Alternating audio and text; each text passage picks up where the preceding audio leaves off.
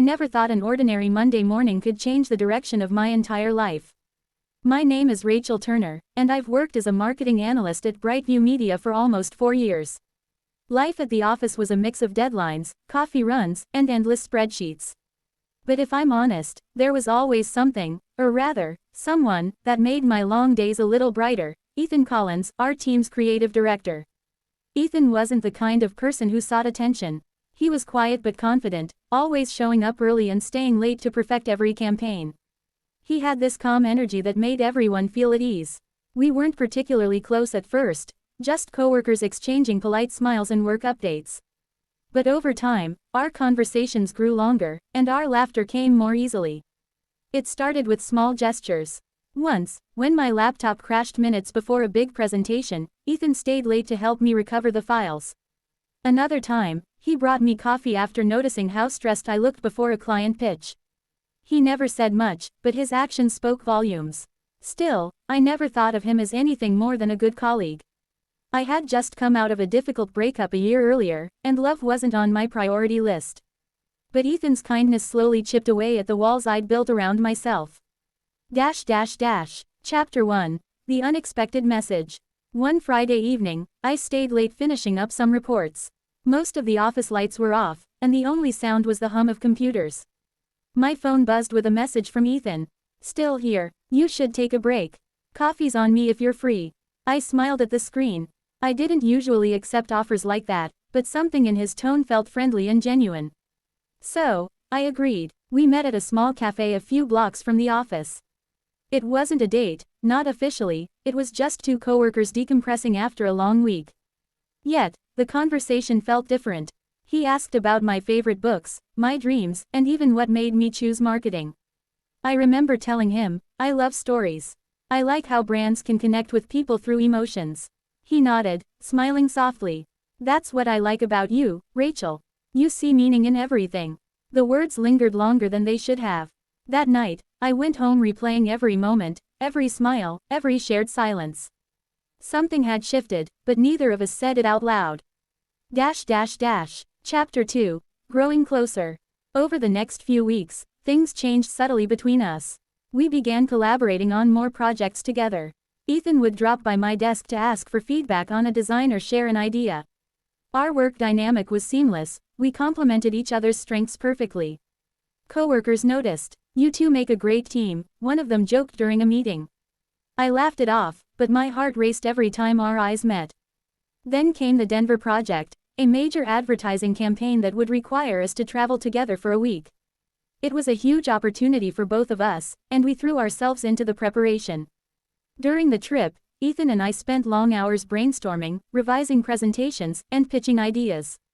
But in between the work, we found time to simply talk. One night, after wrapping up a late meeting, we sat in the hotel lobby, sipping tea and watching the rain outside. Ethan spoke quietly. "I used to think work was everything.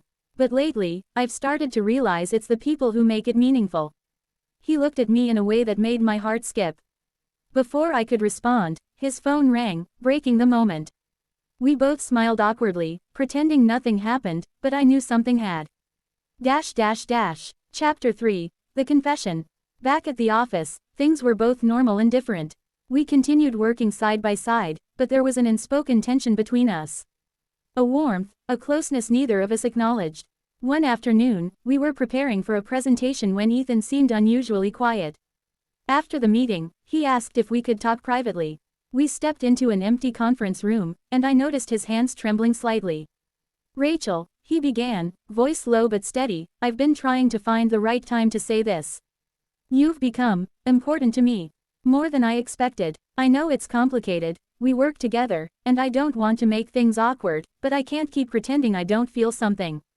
The room fell silent. I could feel my pulse in my ears.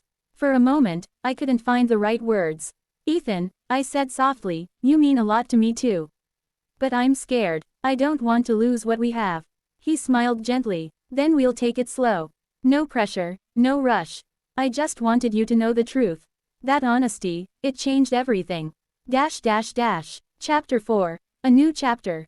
From that day on, our friendship grew even deeper. We continued working together, always professional in the office, but outside those walls, we slowly learned to let our feelings breathe.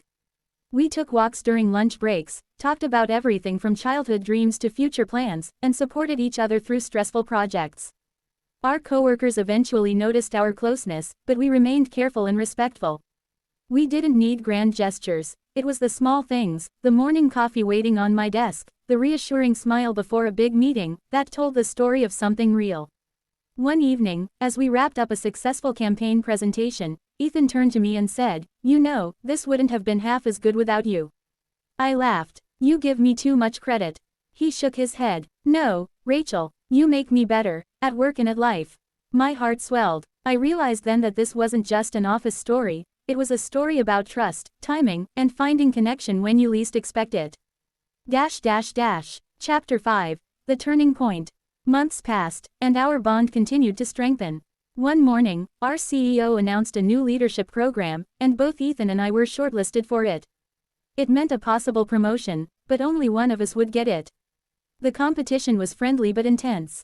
We encouraged each other, but deep down, I feared what it might mean if one of us won and the other didn't. When the results came in, Ethan got the promotion. My heart sank for a second, but he immediately turned to me and said, "Rachel, this doesn't change anything between us. You're the best partner I've ever had, and I couldn't have done this without you." Instead of jealousy, I felt pride. He had earned it, and seeing him succeed made me genuinely happy. That moment taught me that love isn't about competition, it's about celebration. Chapter 6. The Happy Ending. 2 years later, we still worked together, though in different roles. Ethan continued to lead creative direction, and I took charge of brand strategy. Our relationship remained grounded and honest. One Friday afternoon, after a long meeting, Ethan walked into my office holding a small box. "You remember that night in Denver when I said people make work meaningful?" he asked. I nodded, smiling. He opened the box to reveal a delicate silver bracelet engraved with the words, "For all the stories we'll create together." My eyes filled with tears, not because of the gift, but because of the journey we'd taken to get there. We never rushed anything. We didn't need grand declarations or dramatic gestures. Just trust, kindness, and time. And that, I realized, is what true connection looks like.